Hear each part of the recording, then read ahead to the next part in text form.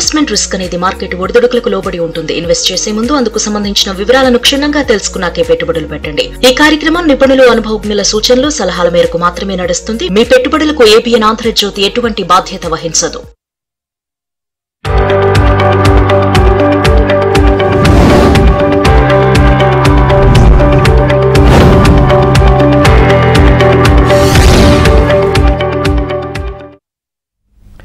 నమస్తే, welcome to ABN business news. ఇక దేశీయ స్టాక్ మార్కెట్లు అయితే నష్టాల్లో కొనసాగుతున్నాయి. సెన్సెక్స్, నిఫ్టీ లాభ నష్టాల్లో ట్రేడ్ అవుతున్న పరిస్థితి.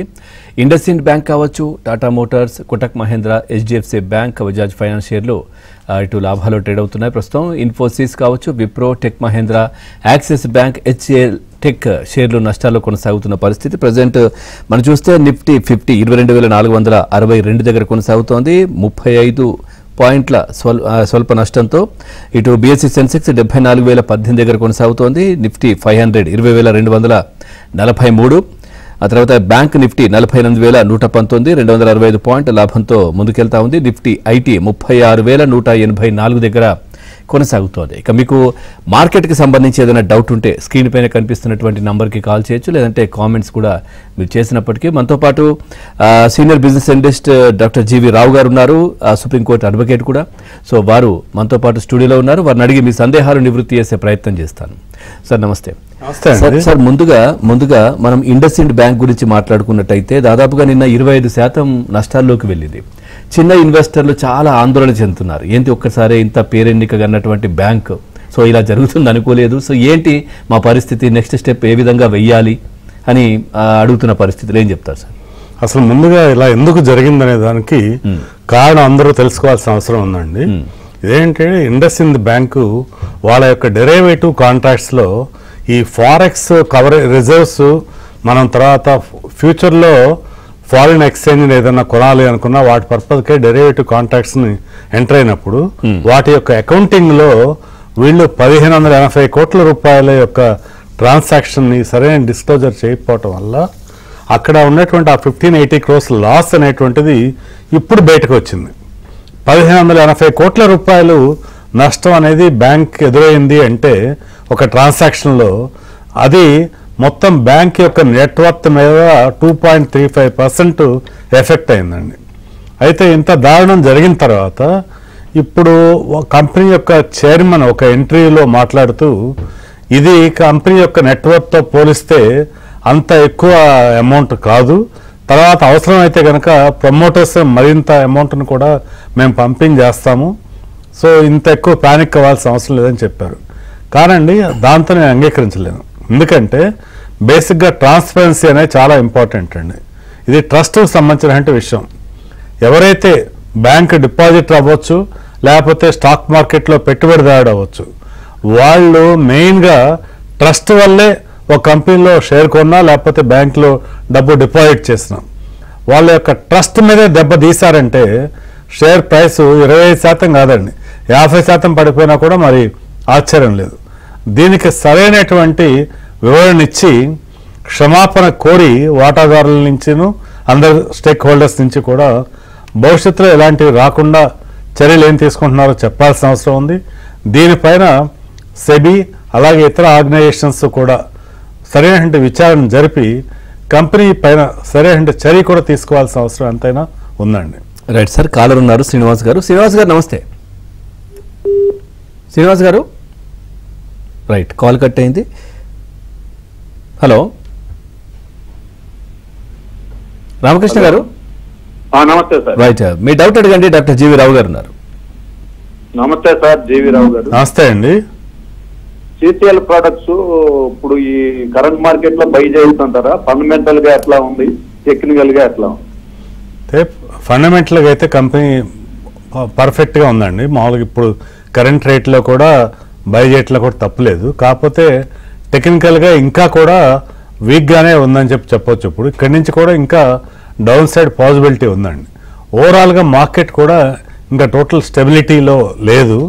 ఇప్పుడు ఈ మంత్ ఇంకా కూడా వెయిట్ చేయొచ్చండి, మనం చూసి ఇంకా తగ్గినప్పుడు మాత్రమే దీనిలో ఎంట్రీ అనేటువంటిది స్టార్ట్ చేయడం బెటర్ అండి.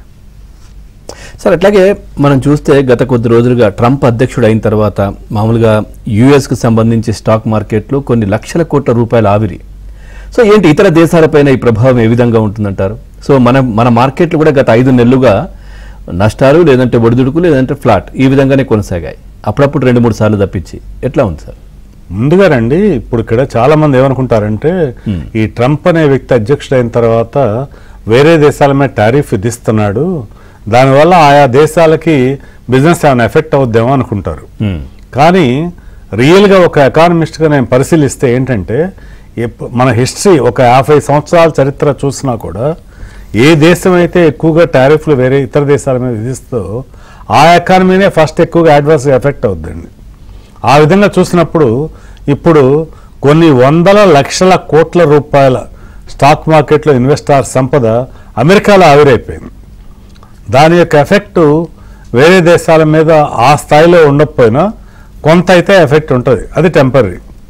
బట్ ఓవరాల్గా ఆయా దేశాల మీద లాంగ్ రన్లో ఎఫెక్ట్ ఎలా ఉంటుందనేది ఇంటర్నల్గా ఆ పర్టికులర్ కంట్రీ యొక్క ఎకనామిక్ ఫ్యాక్టర్స్, వాళ్ళ జీడిపి గ్రోత్, వాళ్ళ యొక్క డిపెండెన్స్ వీటి మీద ఆధారపడి ఉంటుంది. మనం అలా చూసినప్పుడు ఇండియా పరంగా కొంత ఎఫెక్ట్ ఉన్నప్పటికీ కూడా ఓవరాల్గా మన రూపీ కూడా ఎక్కువ వీక్ అవ్వలేదు. అలాగే మన యొక్క గ్రోత్ జీడిపి ఆస్పెక్ట్స్ అయినా ఏదైనా కూడా ఇంటాక్ట్గానే ఉండే కాబట్టి మనకి లాంగ్ రన్లో ఎక్కువ ఎఫెక్ట్ ఏమి ఉండదండి. నిజానికి వితిన్ 1 ఇయర్లో మనం చూసుకుంటే అమెరికన్ మార్కెట్ కన్నా కూడా మన మార్కెట్లే చాలా వేగంగా ముందంజ వేసేటువంటి అవకాశాలు మెరుగ్గా ఉండే. ఏషియాలో కూడా భారతదేశం అన్నిటికన్నా కూడా ఫాస్ట్గా ఎప్పుడు కూడా రికవర్ అవుతూ వచ్చింది. ఈవెన్ కోవిడ్ టైంలో మనం పరిశీలించినా కూడా కోవిడ్ నుంచి తేరుకున్నటువంటి మొట్టమొదటి ఎకానమీ ప్రపంచంలో ఇండియానే చెప్పొచ్చు. అలాగే ఇప్పుడు కూడా ఈ క్రైసిస్ నుంచి భారతదేశం బయటకు వస్తుంది. ఖచ్చితంగా ఇంకా మనం ముందుకెళ్లే అవకాశం ఉంటుందండి. ఇప్పుడు ఈ టైంలో ఇన్వెస్టర్స్ ఏంటంటే కొంచెం క్వాలిటీ స్టాక్స్ మీద ఫోకస్ చేస్తే మంచి ప్రయోజనం ఉంటుందండి. రైట్ సార్, శర్మ గారు ఉన్నారు కాలర్. శర్మ గారు నమస్తే. నమస్కారం అండి. డాక్టర్ జేవి రావు గారు ఉన్నారు. స్టాక్ మార్కెట్ లో 30% లాస్ లో ఉన్నామండి. Okay. Tata communications, Radico Khaitan, action constructs ఇవన్నీ 100 రూపీస్ లో హోల్డ్ చేస్తామండి. ఈ 3 అమ్మేసుకోవచ్చా? అమెరికాలో రెసిషన్ వస్తుందన్నారు, అందుకని ఈ 3 అమ్మేసుకోవచ్చా? లాభం వస్తుందండి. అయితేనండి అమెరికాలో రెసిషన్ ఆల్రెడీ వచ్చే సంకేతాలు అన్నీ కూడా ఉన్నాయి. కానీ దాని కారణంగా ఇప్పుడు మీరు చెప్పినటువంటి ఈ 3 కంపెనీలు కూడా ఇమ్మీడియట్గా అమ్మాల్సిన అవసరం లేదండి. ఇక్కడ ఇంకొక చిన్న మిస్టేక్ మన యొక్క ఆలోచనలో ఏం జరుగుతుందంటే అండి, ఇప్పుడు మీ పోర్ట్ఫోలియోలో ఒక 10 షేర్లు ఉండేవనుకోండి, వాటిలో ఒక 3 షేర్లో మీరు లాభాల్లో ఉండాలనుకోండి, ఒక 7 షేర్లో నష్టాల్లో ఉండాలనుకోండి. ఎక్కువ మంది ఏం చేస్తారంటే ఈ లాభాల్లో ఉన్నటువంటి షేర్లను ఎలాగో లాభంలోనే ఉన్నాం కదా అని అమ్మేసి నష్టాల్లో ఉండే షేర్లనే కంటిన్యూ చేస్తున్నారు. కానీ ఈ నష్టాల్లో ఉన్న షేర్ల యొక్క నష్టాలు ఏమన్నా మరింత పెరుగుతున్నాయి, నష్టం పెరుగుతుంది. లాభాల్లో ఉన్న షేర్ల లాభాలు కూడా అదే రకంగా పెరుగుతున్నాయి. అందుకని చెప్పి జనరలైజ్ చేసి ఒక షేర్ మన కొన రేటు మీద లాభంలో ఉంది కాబట్టి ఇది అమ్మేసేయాలంటే కంక్లూజన్కి అయితే రాకండి. ఫండమెంటల్గా కరెక్ట్గా ఉండి బ్రేక్అవుట్ జరిగి ఇంకా పెరిగేటువంటి క్రమంలో ఉంటే ఆ షేర్లో మరింత లాభాన్ని మీరు పొందే అవకాశం ఉంది. కాబట్టి తొందరపడి అమ్మకండి. ఫండమెంటల్గా మీరు అడిగినట్టు 3 కంపెనీలు కూడా ఫండమెంటల్గా ఇబ్బంది లేని కంపెనీలే కాబట్టి కనీసం ఒక 6 నెలల పాటు మీరు హోల్డ్ చేసి మార్కెట్లో ఇంకా పెరిగిన తర్వాతే అమ్మొచ్చండి. సార్ కాల్స్తో పాటు చాలా కామెంట్స్ కూడా ఉన్నాయి సార్. అంకిత్ రెడ్డి జిల్లాలో అడుగుతున్నారు, ఈ ప్యాక్ డ్యూరబుల్ ఎంట్రీ ప్రైస్ అని అడుగుతున్నారు. ప్రజెంట్ అయితే 349లో ఉంది. అయితేనండి ఇప్పుడు ఏంటంటే ఇక్కడి నుంచి ఏదైనా ఒక 310 రూపాయలు కనుక వస్తే అప్పుడు ఫస్ట్ బంచ్ ఆఫ్ స్టాక్గా మీరు 25% షేర్లు కొనండి. మీరు కొందాం అనుకున్న దానిలో మళ్ళీ ఇంకా తగ్గిన తర్వాత మరికొన్ని షేర్లు కొనే ప్రయత్నం చేయొచ్చండి. రైట్ సార్, శ్రీరామ్ గారు ఉన్నారు. శ్రీరామ్ గారు నమస్తే. Hello, good afternoon sir. Rao గారు ఉన్నారు, మీ డౌట్ అడగండి. డాక్టర్ రావు గారు నమస్తే, చెప్పండి. డాక్టర్ రావు గారు నమస్కారం అండి. నమస్తే అండి. ఈ రేట్ లో మ్యాన్ కైండ్ తీసుకోవచ్చండి? మ్యాన్ కైండ్ ఫార్మా అండి, ఫార్మా సెక్టర్లో రైట్ అండి. మ్యాన్ కైండ్ ఫార్మా నిజానికి ఫార్మా సెక్టర్లో one of the best company అండి. కరెంట్ రేట్లో మీరు ఇన్వెస్ట్ చేయడం స్టార్ట్ చేయండి. అయితే ఇన్వెస్ట్ చేద్దాం అనుకోండి, దానిలో ఒక 1/3 ఇప్పుడు ఇన్వెస్ట్ చేయండి. ఇంకొంత తగ్గిన తర్వాత మళ్ళీ ఇన్వెస్ట్ చేయండి. అట్లా ఒక 3 ట్రంచెస్లో మీ యొక్క ఇన్వెస్ట్మెంట్ని కంప్లీట్ చేసుకునేటువంటి ప్రయత్నం చేయండి. ఓవరాల్గా మినిమం ఒక 2 years కనుక హోల్డ్ చేస్తే మ్యాన్కైండ్ ఫార్మాలో మంచి రిటర్న్ వచ్చేటువంటి అవకాశం ఉందండి. రైట్ సార్, అట్లాగే ఐటీ సెక్టార్స్ కూడా చాలా విలువలాడుతున్నాయి. మరి ఈ పొజిషన్ లో ఒక 1 year కోసం ఎట్లాంటి స్టాక్ నేను ఒక ప్రశ్న అడిగినట్టే ఈ ఐటీకి సంబంధించి కూడా చాలా ఒడిదుడుకుల్లో కావచ్చు ఇట్లాంటి పొజిషన్ లో కనిపిస్తా ఉంది. ఒక 1 year కోసం ఏదైనా ఇన్వెస్ట్ చేయాలంటే మీరు చెప్పే స్టాక్ ఏంటి? అయితేనండి ఇప్పుడు ఇక్కడ కరెంట్ ప్రైస్ లో ఒక 1 year కోసం హోల్డ్ చేద్దాం అనుకుంటే టీసీఎస్ చాలా బెస్ట్ చాయిస్ అవుతుందండి. టీసీఎస్ షేరు 4,100 నుంచి తగ్గి ఇప్పుడు సుమారుగా 3,500 రూపాయలకు రావటం మనం చూసాము. మనం ఇక్కడి నుంచి చాలా మంచి రిటర్న్కే అవకాశం ఉంటుందండి 1 year కనుక హోల్డ్ చేసే ఉద్దేశం ఉంటే. అయితే మనం సాఫ్ట్వేర్ సంబంధించి ఈ ఫీల్డ్లో ఉండాలి ఒక 1 year అనుకునేటువంటి వాళ్ళు స్మాల్ సెక్టార్లోకి వెళ్లకుండా ఇట్లా లార్జ్ క్యాప్లో ఉన్నటువంటి టీసీఎస్ లాంటి షేర్లో ఉండటం చాలా ప్రయోజనకరంగా ఉంటుందండి. సో దానికి మించి ఇంకొక బెటర్ చాయిస్ ఉందని కూడా నేను అనుకోవట్లేదు. రైట్ సార్, శ్రీనివాస్ గారు ఉన్నారు కాలర్. శ్రీనివాస్ గారు నమస్తే, మీ డౌట్ అడగాలి. డాక్టర్ జీవి రావు గారు ఉన్నారు. సార్ జీవి రావు గారు నమస్తే అండి. నమస్తే అండి. హలో మాట్లాడండి. ఇది ఓలా గురించి చెప్పాలండి. ఓలా గురించి కావాలి. ఓలా మీరు కొన్నారండి? అవునండి, నా 100 shares ఉన్నాయి. ఏ రేట్లో కొన్నారు? నేను బిగినింగ్ లో వచ్చింది సార్. Okay okay. అయితే ఓలా ఎలక్ట్రికల్స్ ఇప్పుడు ఫండమెంటల్గా స్ట్రాంగ్గా లేదండి. తర్వాత ఎన్నో ఒడిదుడుకులు ఎదుర్కొంటుంది. నిజానికి 157 రూపాయల దాకా వెళ్ళినటువంటి ఓలా ప్రజెంట్ 50 రూపాయల దగ్గరే కొట్టుమిట్టాడుతుంది. ఇక్కడి నుంచి కూడా ఫాస్ట్ రికవరీకి అవకాశాలు పెద్దగా కనపడతలేదు. ఒకవేళ 2 to 3 years హోల్డింగ్ ఆలోచన కనుక ఉంటే ఈ రేట్లో కొద్దిగా స్మాల్ క్వాంటిటీలో ఎంటర్ అవ్వచ్చు. తర్వాత ఇంకా అరౌండ్ 45 రూపీస్లో బ్యాలెన్స్ క్వాంటిటీ కొనే ప్రయత్నం చేయొచ్చండి. కానీ గుర్తుపెట్టుకోవాల్సిన విషయం ఏంటంటే ఇది లాంగ్ టర్మ్ ప్లే తప్పితే ఇమ్మీడియట్గా కొద్ది రోజుల్లోనే మంచి రిటర్న్ ఇచ్చే అవకాశం ఉన్న కంపెనీ అయితే కాదండి. రైట్ సార్, గంగరాజు గారు ఉన్నారు కాలర్. గంగరాజు గారు నమస్తే. సార్ నమస్కారం సార్. మీ డౌట్ అడగండి. సార్ ఏం లేదు సార్, ఇప్పుడు 24,400 దగ్గర ఉంది కదా, ఇక్కడ మనం ఏదైనా కొనుక్కోవాలంటే ఒక 10 lakhs ఇన్వెస్ట్మెంట్ చేయొచ్చా?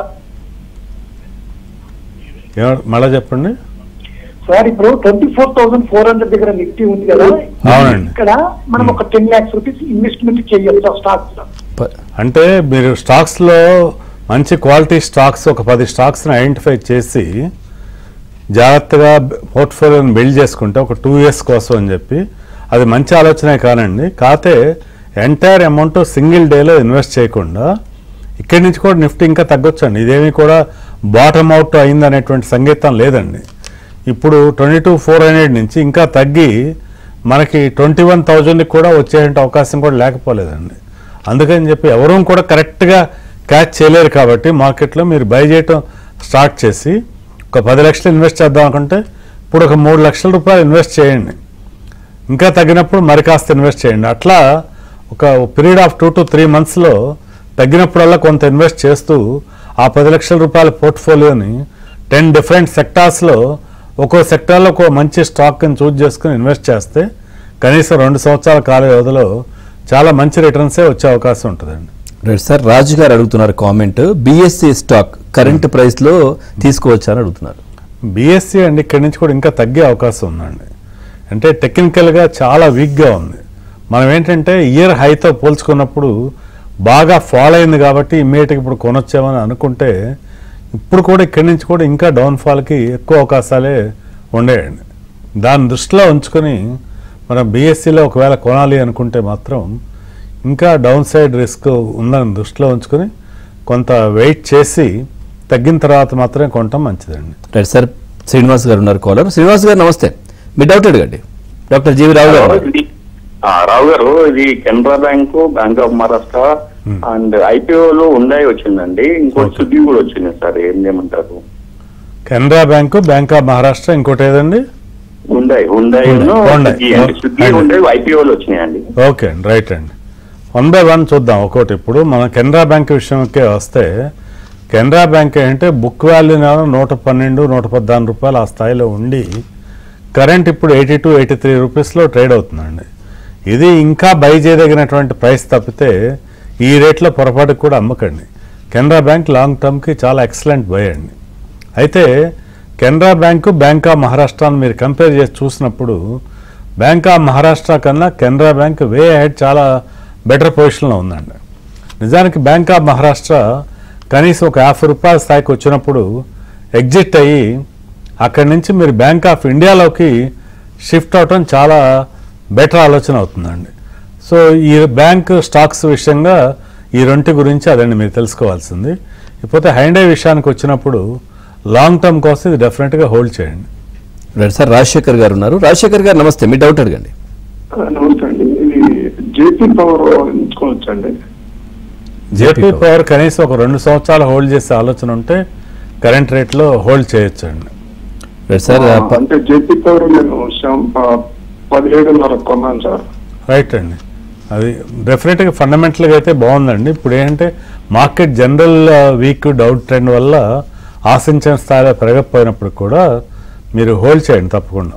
Right sir, Pavireddy Muvva comment sir, Teja network and Kalpataru projects present రేట్లో లాంగ్ టర్మ్ కోసం బై చేయొచ్చా అని అడుగుతున్నారు. తేజస్ నెట్వర్క్ అవాయిడ్ చేయండి, టెక్నికల్గా చాలా వీక్గా ఉందండి, ఇంకా సపోర్టులోకి రాలేదు.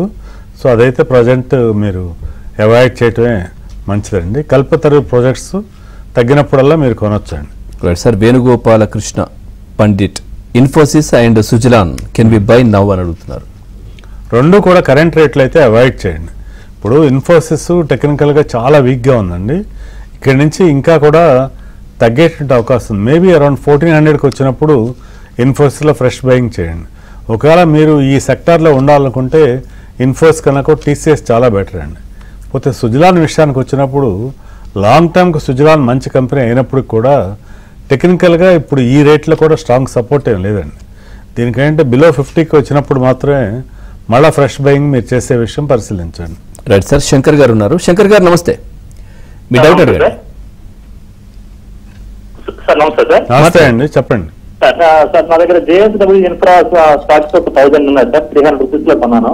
ఓకే, బాగా ఒక 40 రూపీస్ వరకు డౌన్ అయింది.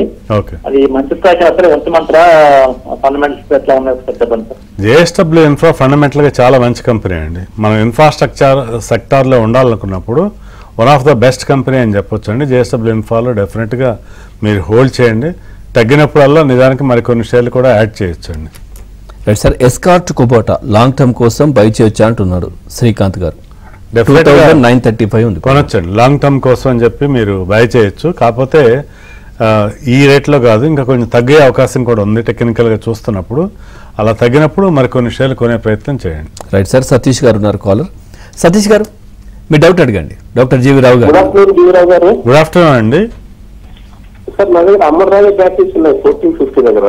ఓకే, అదో లాస్ లో ఉన్నాయి. ఇంకోటి మనం ప్రెజెంట్ రేట్ ఐటీ హోటల్స్ తీసుకోవచ్చా? ఏదండి? IT hotels sir. Eicher Motors. Okay, ITC hotels. ITC hotels. Right right, okay okay. ITC hotels అండి, ఇన్ఫ్యాక్ట్ లాంగ్ టర్మ్ ఆలోచన ఉంటే బెస్ట్ కంపెనీ అండి. మన హోటల్ సెక్టార్లో చూస్తున్నప్పుడు నా దృష్టిలో గ్రోత్ ఆస్పెక్ట్లో ఇండియన్ హోటల్ కన్నా కూడా ఐటీసీ హోటల్స్లోనే ఎక్కువ గ్రోత్కి అవకాశం ఉంది. కరెంటు అరౌండ్ 170 రూపీస్ రేంజ్లో లాంగ్ టర్మ్ కోసం కొనొచ్చు. నేను మీకుతో ఫ్రీక్వెంట్గా మీరు అడుగుతున్న క్వశ్చన్స్ తర్వాత లాంగ్ టర్మ్ వ్యూ అబ్జర్వ్ చేసినంతలో మీరు ఏదైనా ఒక షేర్ తగ్గుతున్నప్పుడు కూడా కంగారు పడకుండా అలా ఉండటం మనోనిబ్బరంతో అనేటువంటి చాలా హర్షణీయమైన విషయం అండి. ఎందుకంటే మార్కెట్లో మ్యాక్రో ఫ్యాక్టర్స్ వల్ల తగ్గినప్పటికి కూడా మనం ఉండేటువంటి పొజిషన్లో ఉన్న షేర్ గురించి ఎక్కువ గాబరా పడిపోయి మనం అమ్మాల్సిన అవసరం లేదు. ఇప్పుడు అమర్రాజా బ్యాటరీస్ విషయానికే వస్తే మీరు కొన్న ప్రైస్ ఆ రోజుకి కొంచెం ఎక్కువ ప్రైస్ కొన్నప్పుడు కూడా కరెంట్ రేట్లో మరికొన్ని షేర్లు కొని యావరేజ్ చేసుకోండి. ఒక 2 years హోల్డ్ చేస్తే మీ ప్రైస్ రావటమే కాకుండా మీరు ప్రాఫిట్లో కూడా ఉండే అవకాశం ఉందండి అమర్రాజా బ్యాటరీస్లో. రైట్ సార్, రామకృష్ణ గారు ఉన్నారు. రామకృష్ణ గారు. రామకృష్ణ గారు కాల్ కట్టేసి హలో మాట్లాడండి సార్. ట్రెంట్ ఉంచొచ్చా సార్? ట్రెంట్ అండి 8500 నుంచి తగ్గి 4800 దాకా వచ్చింది. అయితే మనం బుక్ వాల్యూ పరంగా ఫండమెంటల్గా చూస్తే ఇప్పుడు కూడా ఎక్స్పెన్సివ్ స్టాకేనండి. అయితే ఇన్వెస్టర్ పాయింట్ ఆఫ్ వ్యూలో ఏంటంటే 8500 నుంచి 5,000కి వచ్చిందంటే చాలా తగ్గింది కదా అనుకుంటున్నారు తప్పితే ఇప్పుడు కూడా అది బుక్ వాల్యూ ఏంటి, దానికి ఉన్న ప్రైస్ ఏంటి, మనం చెల్లిస్తున్న పి ఏంటి అని చూస్తే ఈ రోజు కూడా ఎక్స్పెన్సివ్ స్టాకే. కాకపోతే దాని కంపెనీ యొక్క పర్ఫార్మెన్స్ బాగున్నప్పుడు కూడా వాల్యుయేషన్ కంఫర్ట్ ఇప్పటికీ రాలేదండి. అంటే ఇంకా తగ్గి ఏదన్నా 4,500 రూపాయలకి అట్లా వస్తే అప్పుడు ట్రెండ్లో ఫ్రెష్ ఎంట్రీ తీసుకోవచ్చు, కానీ కరెంట్ రేట్లు అయితే అవాయిడ్ చేయండి. Right sir. సతీష్ కుమార్ గారు అడుగుతున్నారు, ఇపాక్ డ్యూరబుల్ తర్వాత ఎలికాన్ ఇంజనీరింగ్స్ అంటే కొనాలనుకుంటున్నారంట, ఏంటి? రెండు కూడా కరెంట్ వాల్యుయేషన్లో ఫ్రెష్ బయింగ్ అవాయిడ్ చేయటమే మంచిదండి. మార్కెట్ కొంత స్టెబిలైజేషన్ అయిన తర్వాతే చూడొచ్చు వీటి గురించి. మీరు ఒక్కొక్క సెక్టార్లో కూడా ఉన్నటువంటి లీడర్స్ తోటే ఉండేటువంటి ప్రయత్నం చేయటం మంచిదండి. Right sir. అట్లాగే రానున్న రోజుల్లో ఈ బ్యాంకింగ్ సెక్టార్కి సంబంధించి కూడా ఎట్లా ఉండే అవకాశం ఉంది? దాంట్లో ఇన్వెస్ట్ చేయాలంటే కొంచెం అంటే ఇప్పుడు మనం ఏదైతే ఇండస్ఇండ్ బ్యాంక్ చూసామో ఆ విధంగా కొంచెం టెన్షన్ పడే పరిస్థితులు కనిపిస్తాను. ఏం చెప్తారు? నిజానికండి ఇండస్ఇండ్ బ్యాంక్ యొక్క పరిణామం అనేటువంటి చాలా ఎక్సెప్షన్ అండి. నేను కూడా షాక్ అయ్యాను అది చూసి. ఏంటంటే చిన్న విషయం కాదు, 1,780 కోట్ల రూపాయల డెరైవేటివ్ ట్రాన్సాక్షన్ అనేటువంటిది, ఆ యొక్క లాస్ అనేటువంటిది రిపోర్ట్ చేయకుండా అదేదో జస్ట్ పొరపాటు జరిగిపోయిందని ఒక చిన్న విషయంగా దాన్ని తగ్గింపు చూసే ప్రయత్నం ఏదైతే చేశారో అది చాలా దురదృష్టకరమైన విషయము. కానీ దానివల్ల బ్యాంకింగ్ రంగంలో ఉండేటువంటి మిగతా స్టాక్స్ మీద పెద్దగా ఎఫెక్ట్ పడేటువంటి అవకాశం ఏమీ లేదండి. ఎందుకంటే బ్యాంకింగ్లో ముఖ్యంగా పిఎస్యులో చాలా అంటే చాలా ఫండమెంటల్గా స్ట్రాంగ్ ఉండేటువంటి బ్యాంక్స్ చాలా ఉన్నాయండి. మనం ముఖ్యంగా state bank of India, Jammu Kashmir bank, bank of India, ఇట్లాగే Punjab national bank, Canara bank, ఇవన్నీ కూడా బిలో బుక్ వాల్యూలో ట్రేడ్ అవుతూ చాలా ఎక్సలెంట్ పనితీరుని చూపిస్తున్నాయండి. కాబట్టి వీటిల్లో మంచి ఫలితం ఉందని చెప్పొచ్చు. అలాగే మనకిప్పుడు ప్రైవేట్ సెక్టార్లో కూడా కోటక్ మహీంద్రా బ్యాంకు చాలా ఎక్స్ట్రాడినరీ పర్ఫార్మెన్స్తో ఉంది. టెక్నికల్గా కూడా ఎంతో స్ట్రాంగ్గా ఉంది. ప్రజెంట్ కూడా అరౌండ్ 1950 నుంచి 1980 లెవెల్లో ట్రేడ్ అవుతుంది. రానున్న రోజుల్లో ఇది 2,200 వరకు కూడా వెళ్ళే అవకాశం ఉందని కూడా ఎంతోమంది అనలిస్టులు అభిప్రాయపడుతున్నారు. మనకి రానున్న రోజుల్లో బ్యాంకింగ్ సెక్టార్కి మంచి భవిష్యత్తు ఉందని అయితే చెప్పొచ్చు అండి. కాకపోతే మన స్టాక్ ఎంపిక పట్లే కొంచెం జాగ్రత్త తీసుకోవాల్సిన అవసరం.